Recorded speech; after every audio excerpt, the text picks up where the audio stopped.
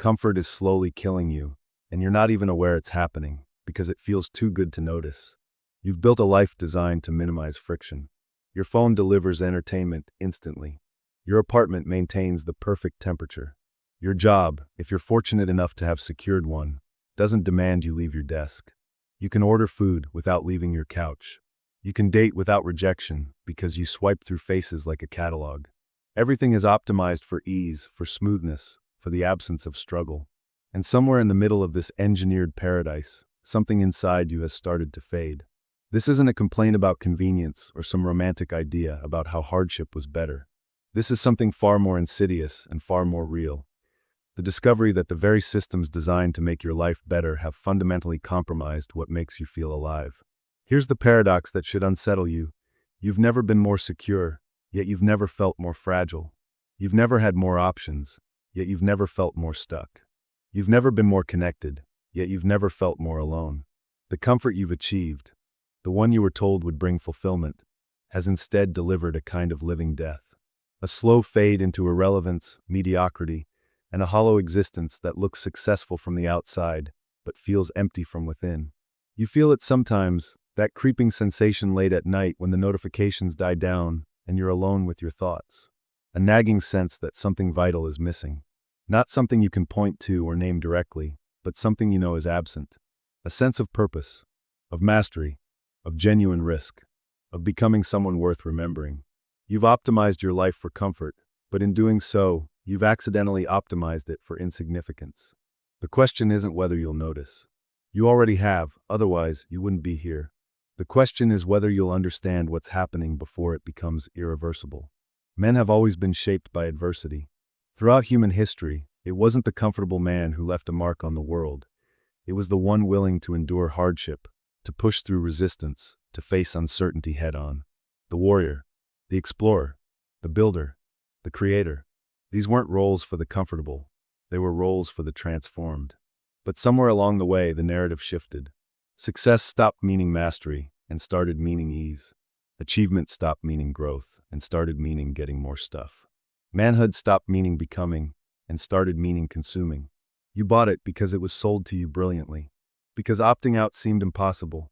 Because everyone around you was doing the same thing, and that made it feel normal. So you settled. You optimized. You accepted the bargain. Trade your growth for stability, your potential for predictability. But here's what the architects of comfort don't want you to understand. This system doesn't exist to empower you. It exists to manage you, to keep you predictable, consumable, and docile. Your comfort is someone else's profit margin. Your complacency is their security. The more content you become with mediocrity, the less threatening you are to the power structures that benefit from your passivity. What if the uncomfortable truth, the one you've been sensing but refusing to fully acknowledge, is that you've been sold a vision of success that's actually a vision of slow surrender? What if everything you've optimized for is precisely what's preventing you from becoming the man you actually want to be? What if comfort, in its modern form, is the most sophisticated trap ever constructed for the human male? These aren't rhetorical questions meant to make you feel guilty. They're invitations to see what's been hiding in plain sight. Once you see it, you can't unsee it.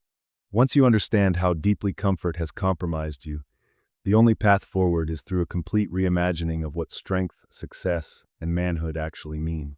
The answer lies deeper than motivation or discipline. It lies in understanding the mechanics of how comfort operates in your mind, in your body, and in your society. It lies in recognizing the specific ways this force has weakened you, psychologically, emotionally, and spiritually. And most importantly, it lies in discovering that the path to becoming who you're meant to be requires you to willingly walk toward discomfort, to embrace resistance as a teacher, and to understand that the life worth living is always on the other side of the struggle you're currently avoiding. Your nervous system is designed for threat. For millions of years, your ancestors lived in environments where comfort was temporary and danger was constant. Predators, harsh winters, tribal conflict, uncertainty about survival. Your body evolved in response to this reality. It became a finely tuned instrument of vigilance, capable of extraordinary feats when survival demanded it. Stress hormones flooded your veins. Your senses sharpened. Your muscles tensed with readiness. You became someone capable of extraordinary things because the world demanded it. Then, within the span of a single generation, A blink in evolutionary time, that entire equation reversed. The threat disappeared. The adversity evaporated. Comfort arrived suddenly and completely, and your body didn't know how to respond. Your brain is essentially a prediction machine, constantly forecasting what comes next and preparing you to respond. But in an environment of perfect comfort and predictability, there's nothing to predict, nothing to prepare for, nothing to overcome. Your nervous system, which evolved to thrive under pressure, begins to weaken under safety. It's like giving an Olympic athlete a life of complete rest. The very training stimulus that built his excellence now vanishes, and he deteriorates. But here's where it gets darker. Your brain doesn't simply accept this passivity. It becomes restless. It craves stimulation. And in the absence of genuine, meaningful challenges, the kind that historically shaped men into versions of themselves worth becoming, it turns to synthetic substitutes. Endless scrolling. Video games that simulate achievement without the risk. Pornography that simulates intimacy without vulnerability. Social media that simulates status without actual accomplishment. These aren't coincidences or moral failures. They're your nervous system screaming for the stimulation it was designed to seek. Abraham Maslow observed that humans don't simply want security and comfort. They desperately need purpose, mastery, and to become the best version of themselves. But here's what most people miss. This isn't a luxury we pursue after comfort is achieved. It's something we need to feel truly alive. Your brain requires growth the way your lungs require oxygen.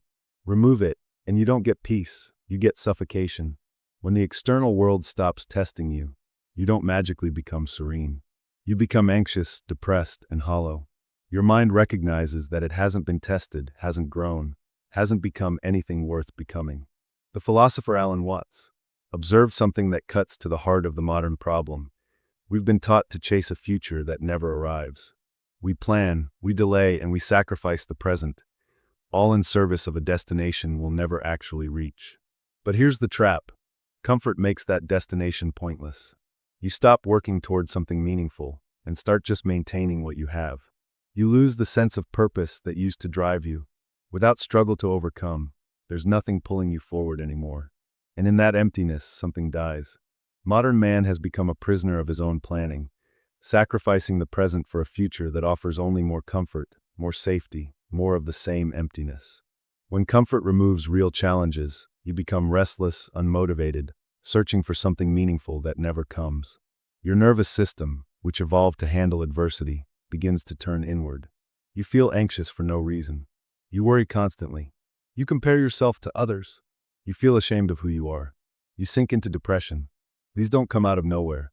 They're the result of your mind screaming for real challenges. Your brain needs something to overcome, something that tests you. Without all these, your mind turns against itself and creates these problems instead. The human mind is fundamentally motivated by the pursuit of challenging goals, not ease, but excellence. Not the feeling of arrival, but the process of becoming. In harsh, challenging environments, this drive is automatically activated. Survival demands growth. Hardship demands you adapt. You become stronger because staying alive requires it. But in a world of comfort, where survival is guaranteed and adaptation is unnecessary, this fundamental drive goes suppressed. You have everything your ancestors would have sacrificed everything for, but you're missing the one thing that made security feel worth having. The knowledge that you've earned it through your own strength and skill. And here's the cruelest part. You don't see it happening because it's silent. There's no dramatic moment where comfort announces itself as your enemy. There's no crash, no explosion, no sudden reckoning. There's a slow fade, a gradual dimming of something vital that you can't quite name. And by the time you recognize what's happened, years have passed. Decades sometimes. And you're left staring at a life that looks successful from the outside, stable income, nice house, entertainment on demand, while feeling utterly empty inside. This is comfort's greatest trick. It doesn't announce itself as a trap. It announces itself as freedom, as reward, as the final destination of progress and civilization. And because everyone around you is celebrating a comfortable life, your friends are doing the same thing. And because everyone you know is accepting this bargain, you never stop to ask if it's actually worth the cost. Deep within your core, something ancient is screaming that this isn't what you were meant for. Consider what happens to a man in the grip of modern comfort. He wakes to notifications, dozens of them, each one triggering a small burst of pleasure that his brain has learned to crave. He checks his phone before his feet hit the floor. Social media has already begun reshaping his reward system before consciousness fully arrives. Throughout the day, he receives constant microstimulations, likes, messages, news alerts. Each one triggers a small rush of pleasure. Each one teaches his brain that novelty and distraction are more rewarding than focus and depth. Meanwhile, the things that historically built male identity, challenges, and the overcoming of genuine obstacles, are nowhere to be found in his environment. His job is likely designed for efficiency, not growth. He doesn't build anything tangible. He doesn't face real consequences for failure. He doesn't compete in ways that demand his full capacity. He sits in a climate-controlled office, moves information around, and receives a paycheck. On the surface, it looks secure and comfortable. But deep down, something is dying inside him. The statistics on male mental health show what happens when men live this way. Depression among men is rising. Suicide rates among men in developed nations have spiked. Substance abuse, social isolation, problems with sexual function in younger men, dropping hormone levels. These aren't random tragedies, they're symptoms. They're what happens when a nervous system designed for challenge, for risk, for the constant testing and proving of oneself, is instead placed in an environment of safety, predictability, and ease. But here's the psychological trap that makes it worse. Comfort creates the illusion of control. When your life is managed, optimized, and frictionless, you believe you're in control. You're not in control. You're in a gilded cage, and the cage is so comfortable that you've stopped noticing the bars. You've optimized yourself into irrelevance. You've made yourself so safe, so predictable, so risk-averse that you've become invisible, even to yourself. The cultural messaging compounds this trap.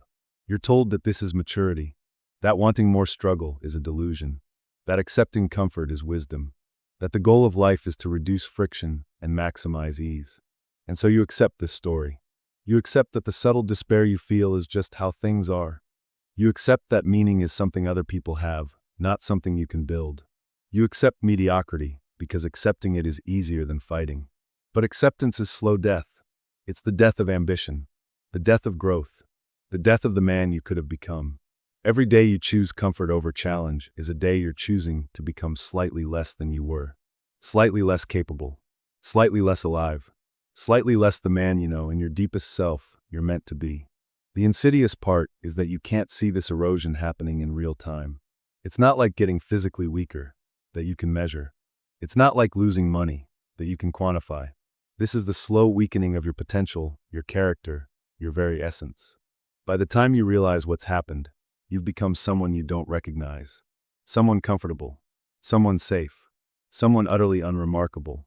And the worst part is the system that created this comfort is perfectly designed to keep you there. Because a comfortable man is a predictable man. A predictable man is a controllable man. A controllable man is profitable. Your comfort is someone else's business model. Your complacency is their security. Every hour you spend scrolling instead of building, every decision you make to avoid risk, every time you choose the path of least resistance, all of it feeds a system that profits from your passivity. This is the unseen consequence of modern comfort. It doesn't just make you weak. It transforms you into a resource. It converts your potential into someone else's profit margin. It takes your agency and replaces it with the illusion of choice. You think you're free because you have options, but all the options point in the same direction, toward greater comfort, greater distraction, greater removal from anything genuine or challenging or real. The tragedy is that you know this. Some part of you has always known this. That's why you're here. That's why, despite all the comfort, despite all the distraction, despite all the society-wide messaging telling you to relax and accept, something inside you still rebels. Something inside you still recognizes that this is not a life worth living. That comfort has a price, and that price is your humanity. The question is no longer whether you understand the problem. The question is whether you're willing to do something about it. Whether you're willing to walk away from comfort. Whether you're willing to embrace the struggle that built every man worth remembering. Whether you're willing to become someone real again. The first thing you need to understand is this. Breaking free from comfort doesn't require permission. It doesn't require a plan. It doesn't require waiting for the right moment. It requires a decision. A single, irrevocable decision that you are no longer willing to accept the bargain that society has offered you. That you are no longer content to be managed, optimized, and rendered invisible. That you're going to deliberately, consciously, repeatedly choose discomfort because you finally understand that discomfort is where life actually happens. This is the radical shift that changes everything. Not because it's complicated, but because it's simple. Because the simplicity itself is revolutionary in a world built on complexity and distraction. Carl Jung, the Swiss psychologist who spent his life exploring the depths of the human mind, understood something that modern psychology often misses. The self is not something you discover passively. It's something you become through confrontation with what terrifies you. Jung spoke of the shadow, the parts of yourself you've rejected, hidden, suppressed. And he understood that true maturity requires you to face this shadow, integrate it, and become whole. Comfort is the ultimate way to avoid this. It's the systematic rejection of every part of yourself that demands testing, growth, and transformation. Breaking free means reversing this. It means deliberately seeking what you've been avoiding. It means walking toward the things that scare you, not because you're reckless, but because you recognize that fear is a compass pointing toward growth. Every man who became someone worth becoming did so by repeatedly choosing the harder path. Not because they were self-destructive, but because they understood something you're only now beginning to grasp, that the self is forged in resistance, not in comfort. This looks different for every man, because every man's comfort is unique.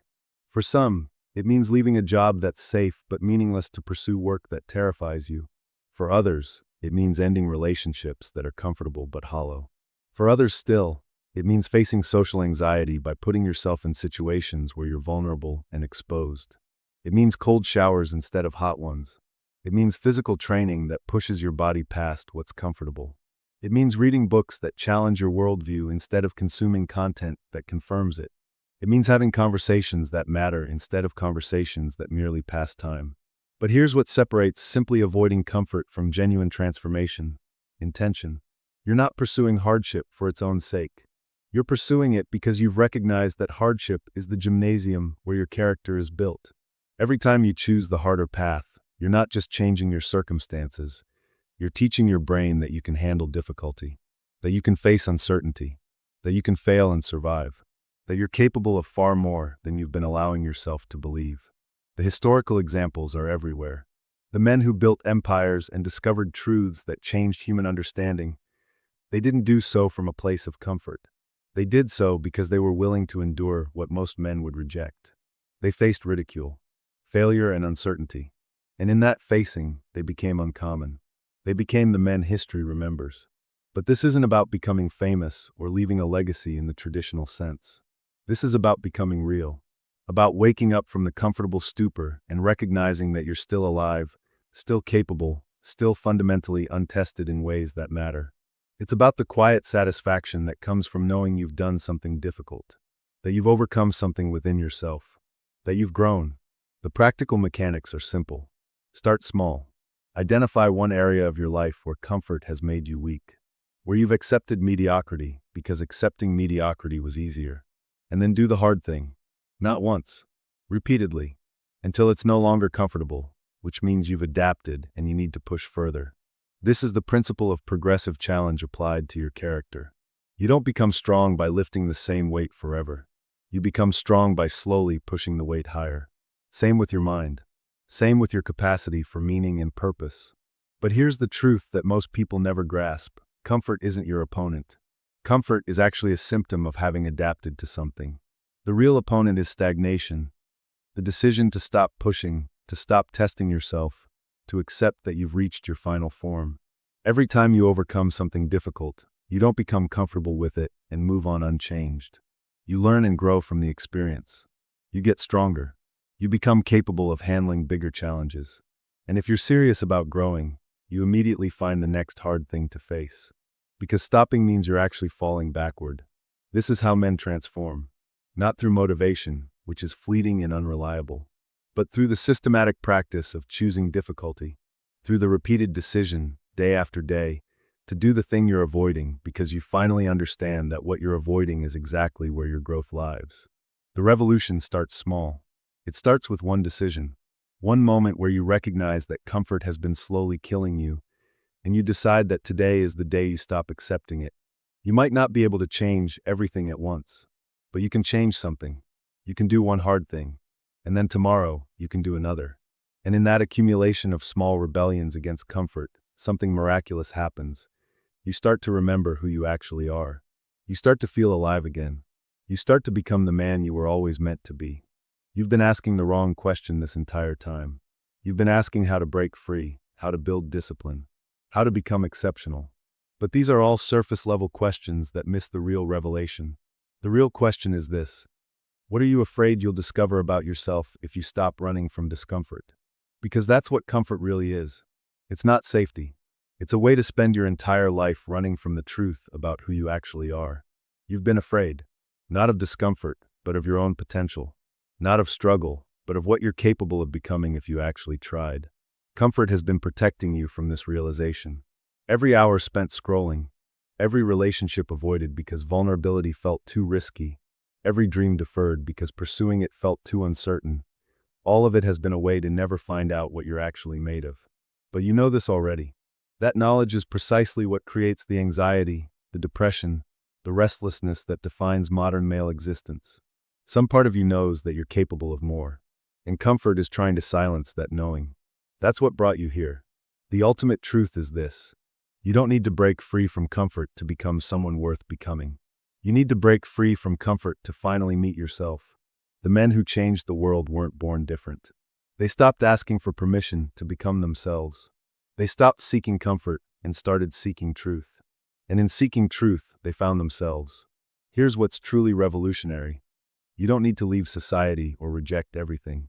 You just need to live deliberately within it while refusing to let comfort define you. Use the safety that modern life provides as a foundation to build something real. Make conscious choices about where your challenges come from. The man you're meant to become isn't on the other side of some dramatic escape. He's within you right now. He's the part of you that knows you're capable of more. He's the part that feels the wrongness of your current existence. He doesn't need permission. He just needs you to make a decision. The decision to stop accepting comfort as the measure of a good life. The decision to understand that being alive isn't about removing friction. It's about choosing meaningful friction. It's about deliberately stepping into difficulty, because that's where meaning lives. Where purpose is forged. Where you become real. Every moment from this point forward is a choice. You can go back to comfort. Most men will. They'll listen to this, feel the truth, and then choose comfort anyway because choosing growth is harder. It requires constant vigilance, constant choice, constant refusal of the easy path. But you're not most men. You know this because you're still here. Because some part of you has already made the decision. The only question is whether you'll begin today to reclaim the man you were meant to become. This is the ultimate truth that will set you free. You were never meant to be comfortable. You were meant to be alive. And those are not the same thing. The sooner you accept this, the sooner you can begin the work of becoming that man.